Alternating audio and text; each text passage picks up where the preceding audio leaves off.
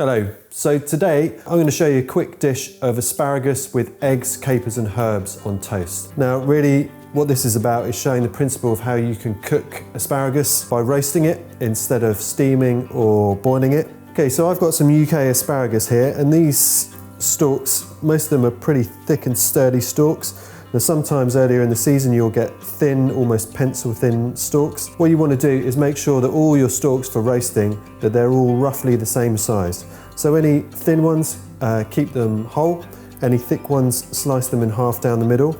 But the first thing you're going to want to do is take away the tough ends. Now there's a general idea, a general rule, that you can take the stalk and you can bend it, and at the point at which it breaks is the point where you've got a tough end and the tender stalk.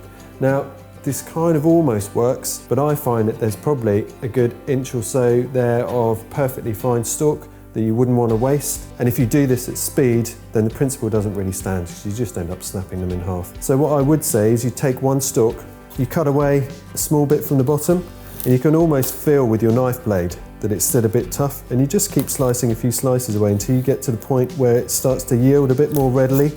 And you can see from the cross section that it's nice and bright and green, and therefore instead of doing the snap trick and wasting lots of stalk end, you can kind of judge it with your knife cut, either visually or by feeling it with the blade of your knife. Now most of these will be picked from the same area at the same time, so if you get a rough idea then you can repeat that across the bunch. But I would say if you can, cut it instead of trying to snap it. It feels like a good rule. It looks good, it's very satisfying doing the snap, but I think you end up wasting a little bit of stalk as well. Okay, before you put your asparagus in the oven, you're going to want to hard boil some eggs and cool them down ready for you to use. Take 2 eggs, put them in a pan of cold water, bring that pan of water up to the boil. From the moment it boils, time yourself for 6 minutes. Then as soon as that timer goes off, drain the water away, put them under a cold running tap and let them cool down completely. You need to cool them. This stops that kind of black ring from forming around the yolk of the egg as it cools. If you cool them down fast, you won't get that. So now we've got our asparagus. Like I said, we're going to keep our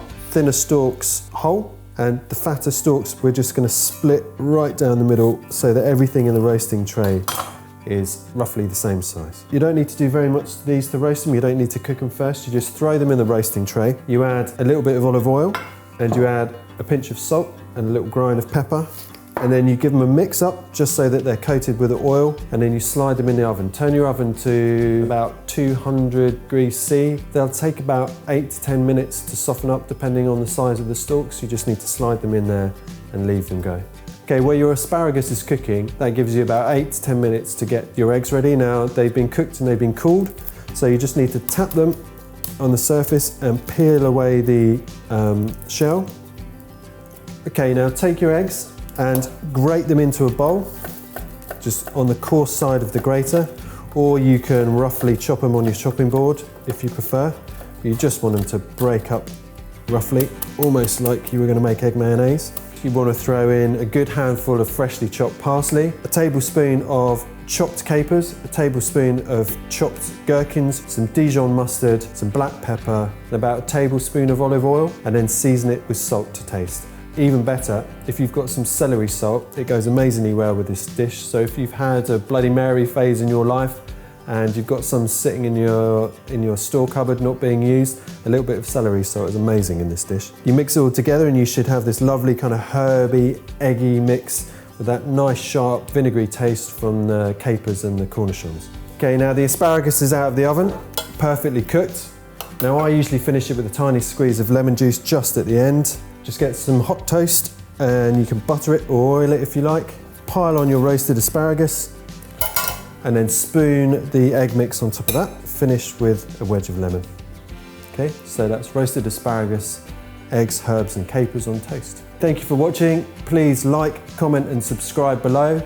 Hit the notification bell to be the first to see our new recipe and veg videos every week. Thanks.